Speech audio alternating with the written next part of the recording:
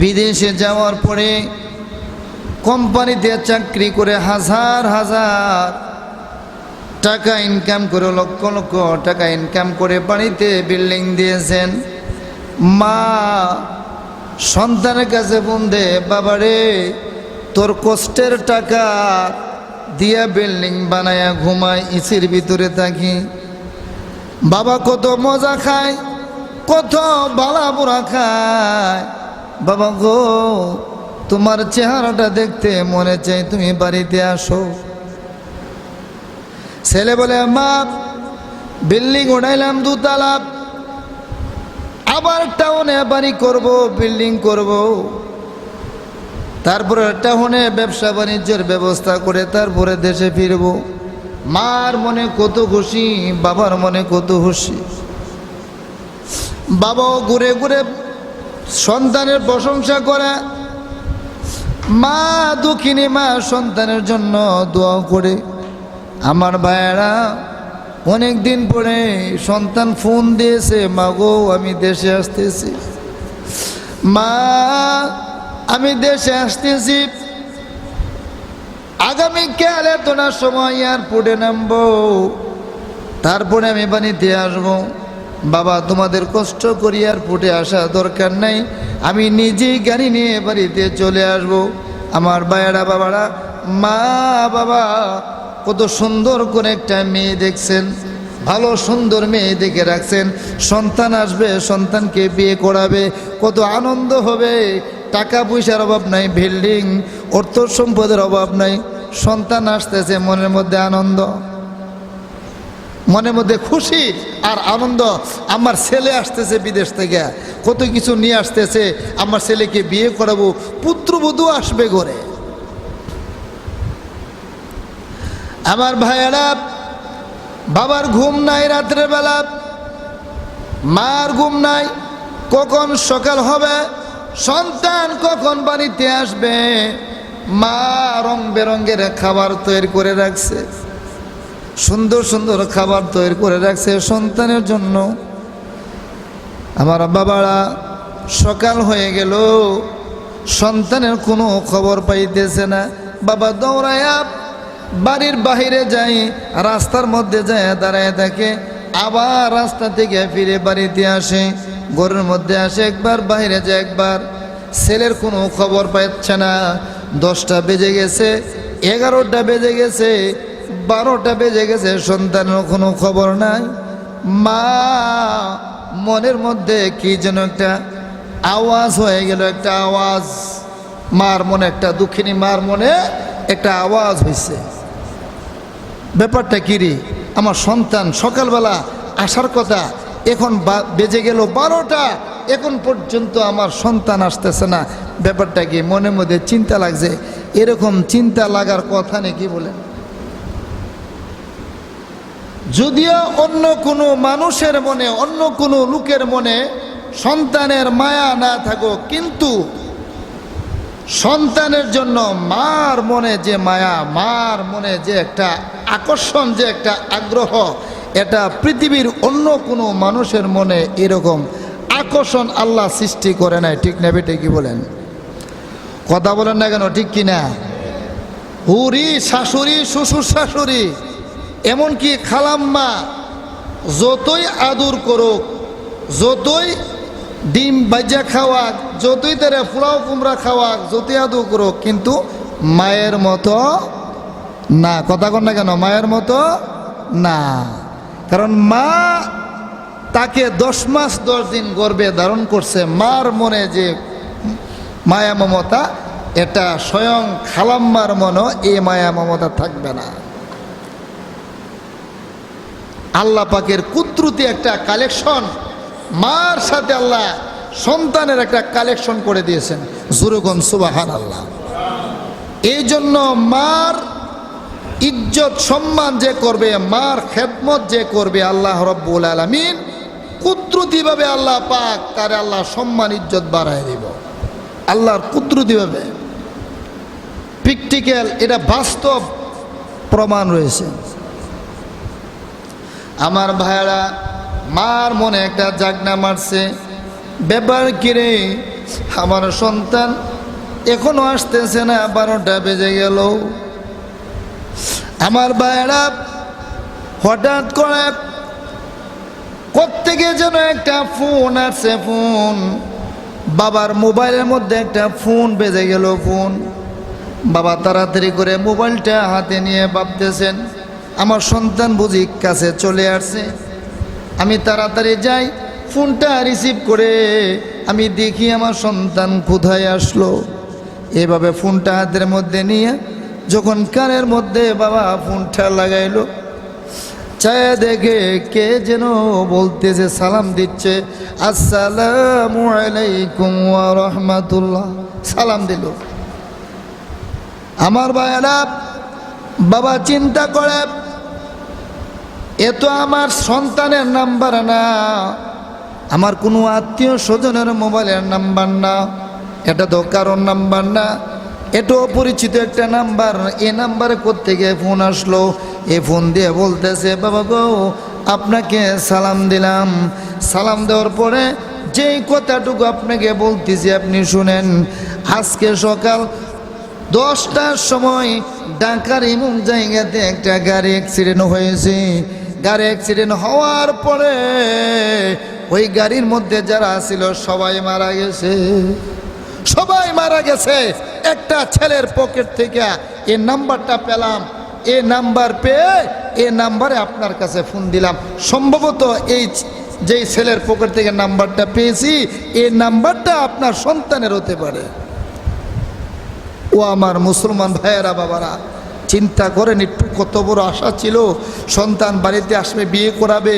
যে সন্তানের কারণে আজকে কোটিপতি হয়েছে, এ সন্তান বিয়ে করবে, আজকে এয়ারপোর্ট থেকে নেমে রাস্তার মধ্যে আসার পরে তার মৃত্যু হয়েছে। আমার ভাইয়েরা বাবা দুটা চোখের পানি ফেলে কান্দে আর বলে, বিবি মনে মনে যে আশা করেছিলাম বিবি রে, সে আশা আল্লাহর দরবারে কবুল হয় নাই।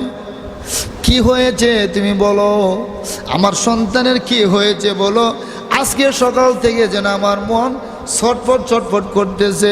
আমার ছেলের কি হয়েছে বিবি রে? তোমার ছেলে দুনিয়ার জমিনে না, সন্তান নাই। ও আমার মুসলমান ভাইয়েরা বাবারা, মানুষের মৃত্যু কখন আসে, কোন সময় আসবে, এটা পৃথিবীর কেউ বলতে পারে না। কি বলেন ঠিক কিনা?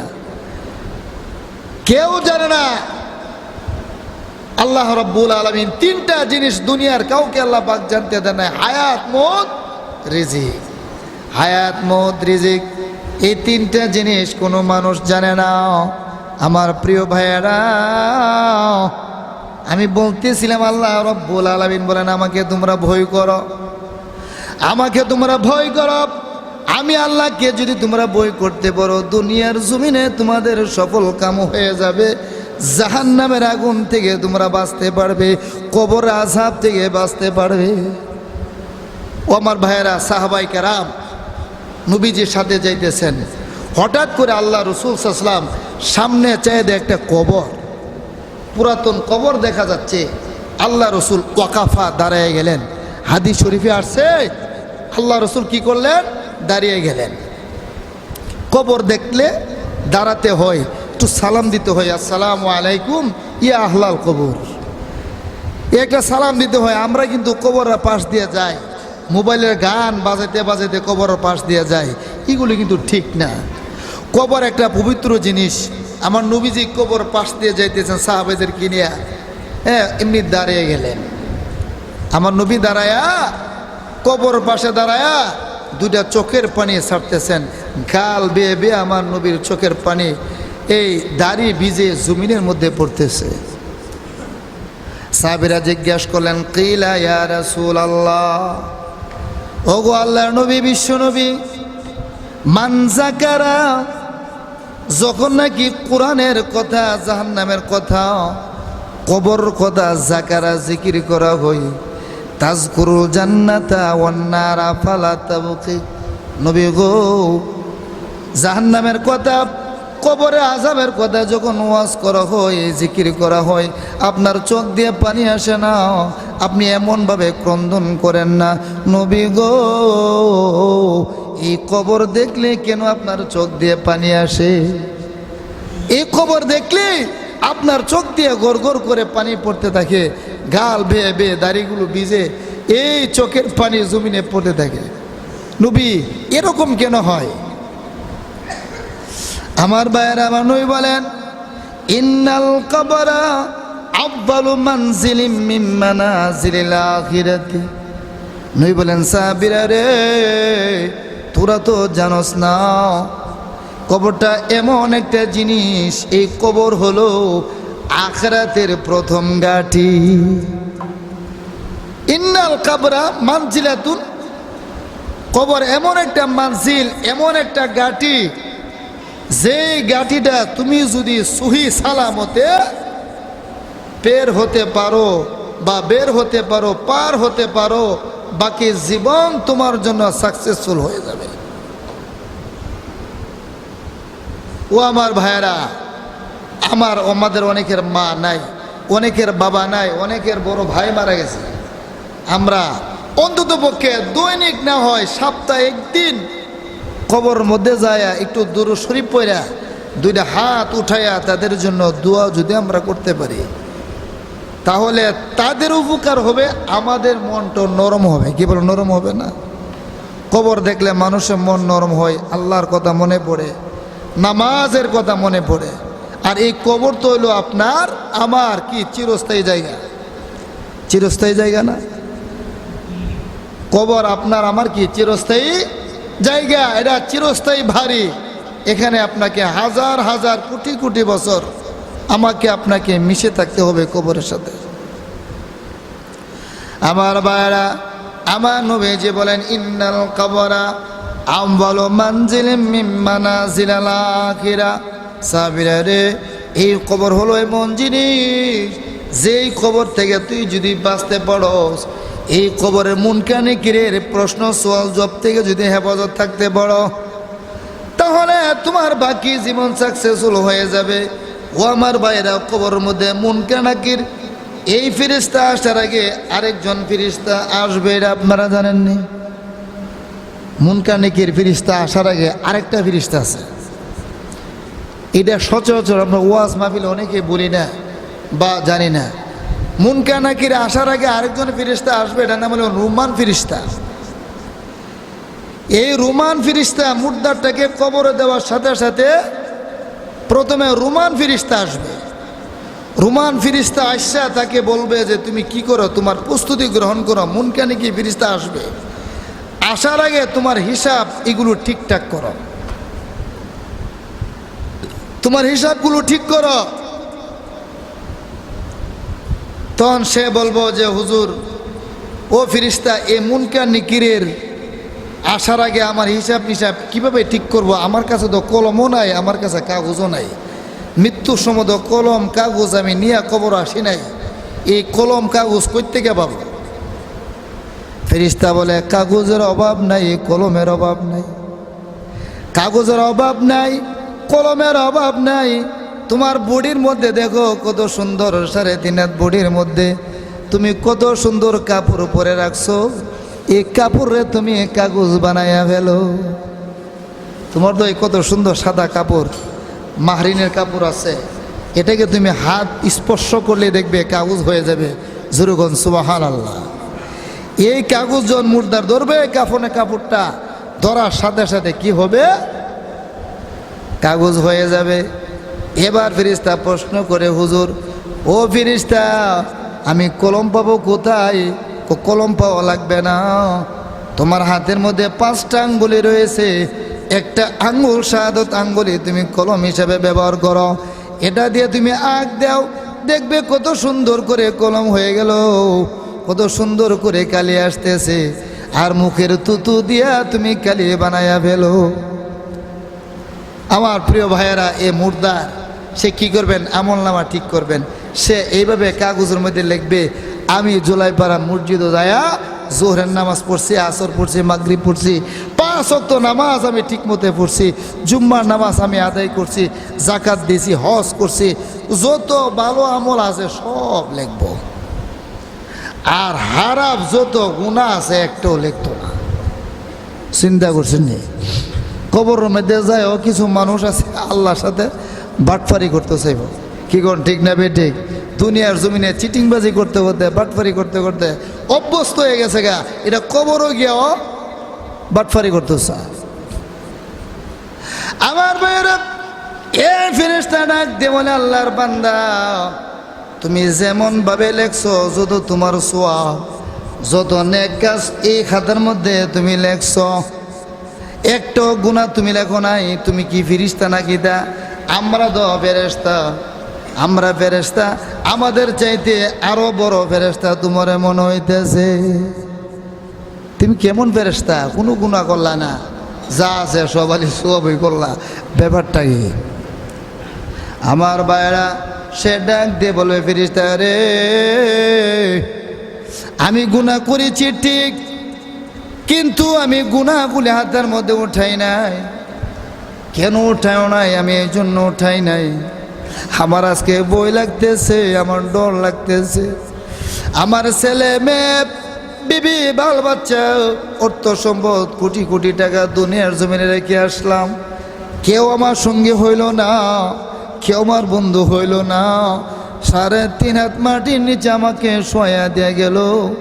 এমনকি যে বিবির জন্য আমি জীবন সংগ্রাম করলাম, সন্তানের জন্য জীবন দিলাম, ওই ছেলে মেয়ে হইল না। আমার ভয় লাগতেছে, এই কয়বরের আযাব আমার ভয় লাগে। এই জন্য আল্লাহর ভয়ে আমি আমার গুনাহগুলি হাতের মধ্যে আমি উঠাই না। আমার যে ডর লাগতেছে, ভয় লাগতেছে, এই জন্য আমি এটি উঠাই নাই। ও আমার ভাইয়েরা, আজকে মেম্বাররে বই করি, চেয়ারম্যানরে বই করি, আজকে উসিরে বই করি, ডিসিরে বই করি, এমপিরে বই করি, কিন্তু আল্লাহরে কি করি না? ভয় করি না। আল্লাহকে আমরা ভয় করি না। অথচ ভয় করার কথা হলো কাকে? আল্লাহকে। দুনিয়ার যত শক্তিদা হোক, তার কাছে মাথা নত না করে মাথা নত করতে হবে আল্লাহর কাছে। কি বলেন? ঠিক কিনা কথা বলেন? ভয় করতে হবে আল্লাহকে, আল্লাহর কাছে মাথা নত করতে হবে, আপনার জীবন ধন্য হয়ে যাবে। আমার বাবা, আল্লাহ রাব্বুল আলামিন ডাক দিয়ে বলে, ফেরেশতা রে, আমার বান্দা যত নেক কাজ লেখছে, গুনার কাজ একটু লেখে নাই। আমার ভয়ে, আমার ডরে আমি তাকে আযাব দিই, এই জন্য সে লেখে নাই। ও ফেরেশতা, আমার বান্দারে কোনো আর প্রশ্ন করিস না। মুনকার নিকির ফেরেশতা তাদের কাছে যাবে না। আমার বান্দা আমার যে ডরাইছে, আমার ভয় করছে, এই জন্য আমি আল্লাহ আমার বান্দারে মাফ করে দিলাম। এই জন্য মাফ করে দিলাম যে আমার বান্দা আমারে কি করছে? ভয় করছে।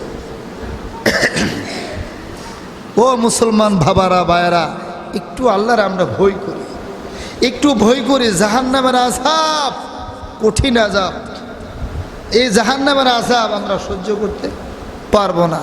মৃত্যুর যন্ত্রণা আমরা সহ্য করতে পারবো না। আল্লাহকে আমরা ভয় করি। এই জন্য আল্লাহ বলেন, ইয়া আইয়ুহাল্লাযীনা আমানুত্তাকুল্লাহ, ইয়া আইয়ুহাল্লাযীনা আমানুত্তাকুল্লাহ ওয়াল তানজুর নাফসুম মা কদ্দামাত লিগাদিন ওয়াত্তাকুল্লাহ। আল্লাহ গো বান্দা, একটু দেখ, একটু দেখো, একটু ফিকির করো, একটু ফিকির করে দেখো তুমি কি পাঠাইলা কই ভরে। দুনিয়ার জমিনে টাকা তুমি গণো, ব্যাংকে কত টাকা আছে হিসাব করো, পকেটে টাকা রাখলে টাকাগুলি বাজারে একবার গণো, করে আসার পরে আবার গণো কই টাকা আছে। আবার টাঙ্গের মধ্যে তালা দিয়ে হেফাজত করে রাখো, টাকা যেমন ক্ষতি না হয়। বান্দা, দুনিয়ার এত হিসাব করলা, আখিরাতে হিসাব করো না। মৃত্যুর পরে তুমি কি করবা? কই পরে যাওয়ার পরে আল্লাহর কাছে কি হিসাব দিবা? একটু ফিকির করো। কত সওয়াব করছো, কতবার আল্লাহর জিকির করছো, কতবার তাসবিহ পড়ছো, কয় রাকাত নামাজ পড়ছো, একটু হিসাব করো। একটু যদি তুমি হিসাব করো, তাহলে তোমার জীবন ধন্য হয়ে যাবে। হযরত ওমর রাদিয়াল্লাহু তাআলা বলেন, আল্লাহর কাছে হিসাব দেওয়ার আগে নিজের হিসাব নিজে নেন। আল্লাহর কাছে হিসাব দেওয়ার আগে নিজের হিসাব আগে নিজে নেন। যদি নিজে নেন তাহলে আল্লাহর কাছে হিসাব দিতে কি হবে, সহজ হয়ে যাবে। কি বলেন, ঠিক কিনা? সহজ হবে কিনা?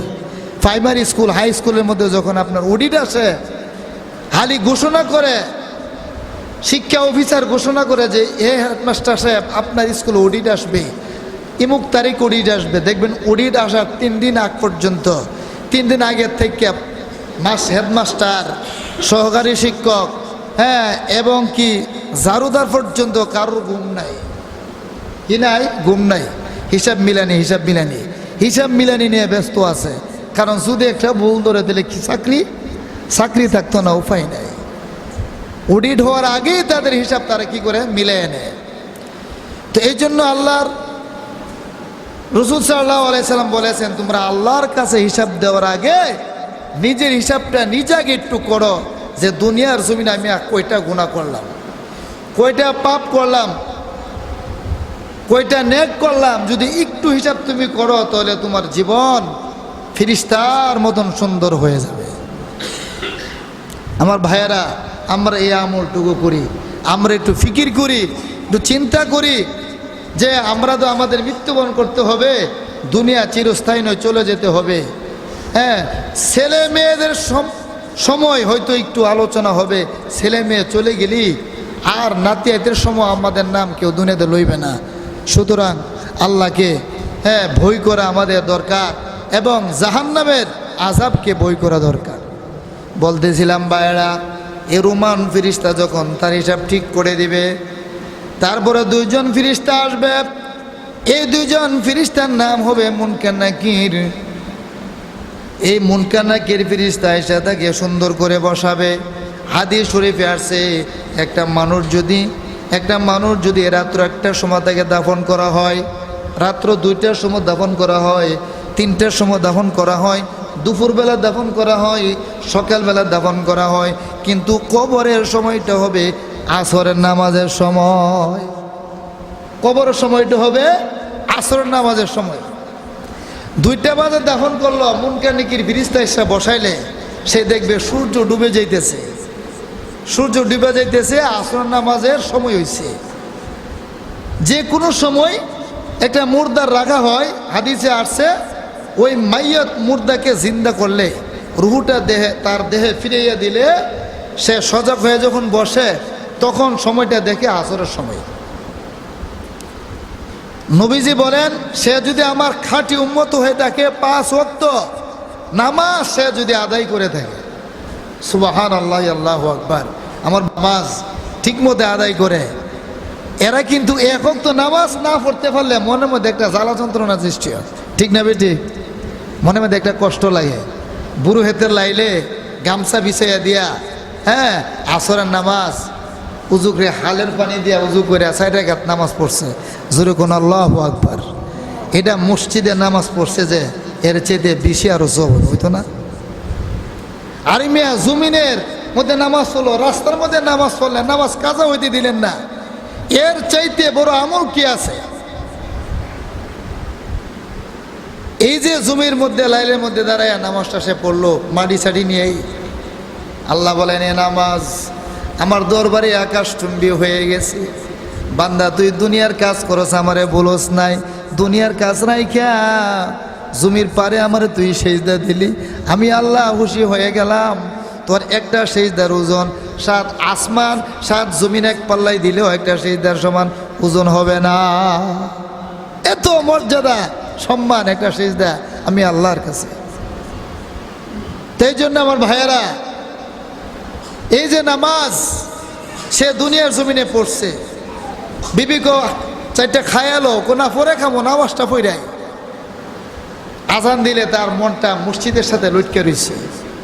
এই ব্যক্তিকে কবর রাখার পরে ফেরেশতা আইবে, বলবে, মান রব্বুকা, তোমার রবকে, ওমা নবিয়ুকা, তোমার নবীকে।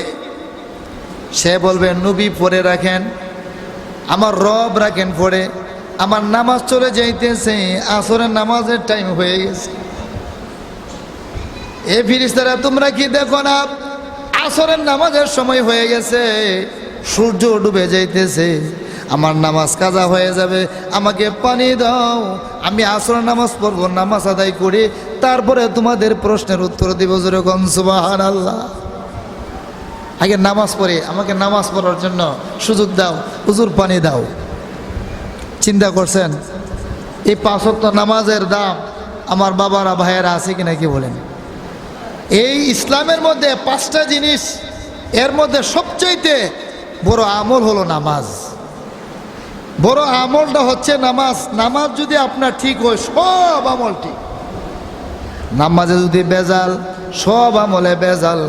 নামাজ যদি সঠিক হয়ে যায়, সব আমল আপনার সঠিক হয়ে যাবে। আপনি নামাজ পড়ছেন, জোহরের নামাজ, মসজিদ থেকে বের হইয়া একটা মিথ্যা কথা বলতে আপনার মনে কষ্ট লাগবে। এখন আল্লাহরে সিজদা দিয়ে আসছি, নামাজ পড়ে আসছে, কেমনে মিথ্যা কথাটা বলি? কি করুন বাবা, ঠিক কিনা? আর আপনি যদি নামাজ পড়েন না, দেখেন না নামাজ পড়েন, লোক দেখেন না নামাজ পড়েন, এই নামাজ জিন্দিগিতে আপনার কোনো কাজ হবে না। নামাজ পড়তে পারবেন, এই নামাজ আল্লাহর দরবারে মঞ্জুর হবে না।